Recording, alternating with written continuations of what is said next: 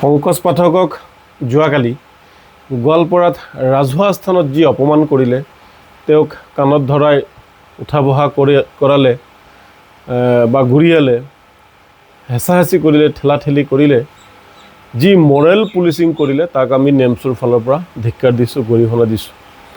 আচাৰ্য পংকজ পাঠকে আমি দেখিবলৈ পাইছোঁ বিভিন্ন সামাজিক মাধ্যমত যে তেওঁ টপাসকলৰ চুলি গজাই আছে। তেওঁ এটা ভাল কাম কৰি আছে। তেওঁ কোনো চুৰ কৰা নাই, তেওঁ কোনো ডকাতি কৰা নাই, তেওঁক মানুহে বিচাৰি আছে আৰু তেওঁ বিভিন্ন ঠাইত গৈ মানুহৰ উপকাৰ কৰি আছে। আচলতে অসমত এতিয়া মৰেল পুলিচিঙৰ যিবোৰ ঘটনা, এই ঘটনাবোৰ বৃদ্ধি হৈছে। প্ৰশাসনে কঠোৰৰ পৰা কঠোৰতম পদক্ষেপ নোলোৱাৰ কাৰণে এই মৰেল পুলিচিং কৰা একাংশ দুৰ্বৃত্তই তেওঁলোকে এনেদৰে মানুহক মৰেল পুলিচিং কৰি বিভিন্ন ধৰণৰ হাৰাশাস্তি কৰি আহিছে। এজন আচাৰ্যক এনেদৰে ৰাজহুৱা স্থানত হাৰাশাস্তি কৰাটো, কাণত ধৰাটো কিমান যুক্তিপূৰ্ণ কথা হৈছে, বৰ লজ্জাজনক কথা হৈছে এইবোৰ ঘটনা। গতিকে এই বিষয়টো আৰক্ষীয়ে সম্পূৰ্ণ তদন্ত কৰি দোষীক শাস্তি দিয়াৰ ব্যৱস্থা কৰিব লাগে। মৰেল পুলিচিঙৰ লগত যিসকল জড়িত থাকে তেওঁলোকক কঠোৰৰ পৰা কঠোৰ পদক্ষেপ কৰিব লাগে। লগতে আচাৰ্য পংকজ পাঠকক নিৰাপত্তা আৰক্ষী দিয়াৰ কাৰণে আমি চৰকাৰ প্ৰশাসনক দাবী জনাওঁ। তেওঁক আৰু যাতে এনেকুৱা হ'ব নাপায়। যদি পংকজ পাঠকে কিবা ভুল কৰিছিল, আইন আছিল, আইনৰ ওচৰত যাব লাগে, আইনে নিশ্চয় ব্যৱস্থা ল'লে হয়।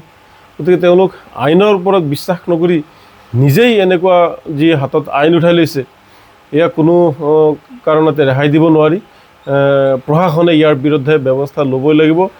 পংকজ পাঠক ডাঙৰীয়া, আপুনি ভাল কাম কৰি যাওক। ভাল কাম কৰিলে অসম ৰাইজ আপোনাৰ লগত আছে, আমি নেমচো আপোনাৰ লগত আছোঁ। আপুনি ভাল কাম কৰি যাওক, ৰাইজৰ উপকাৰ কৰি যাওক, অসম ৰাইজে আপোনাক সঁহাৰি দিব। আৰু সেই দুৰ্বৃত্তসকলক অতি শীঘ্ৰে গোৱালপাৰা জিলা প্ৰশাসনে গ্ৰেপ্তাৰ কৰিবলৈ আমি নেমচৰ ফালৰ পৰা দাবী জনাইছোঁ।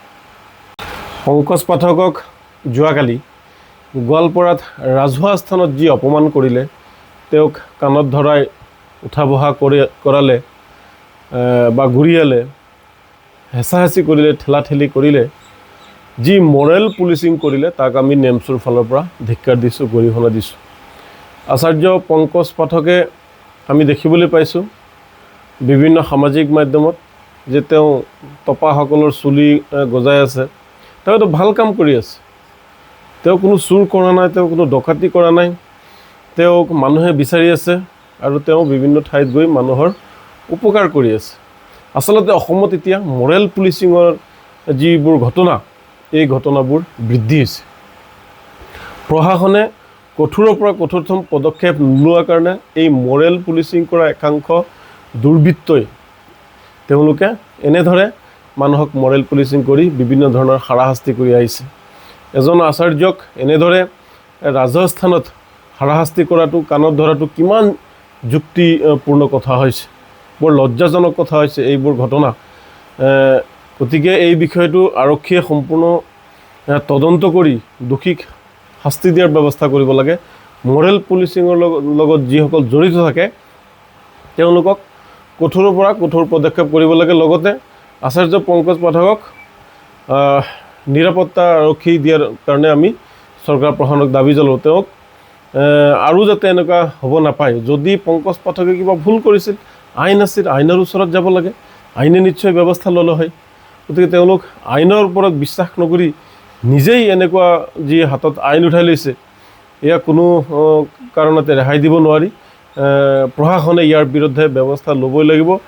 পংকজ পাঠক ডাঙৰীয়া, আপুনি ভাল কাম কৰি যাওক। ভাল কাম কৰিলে অসম ৰাইজ আপোনাৰ লগত আছে, আমি নেমচো আপোনাৰ লগত আছোঁ।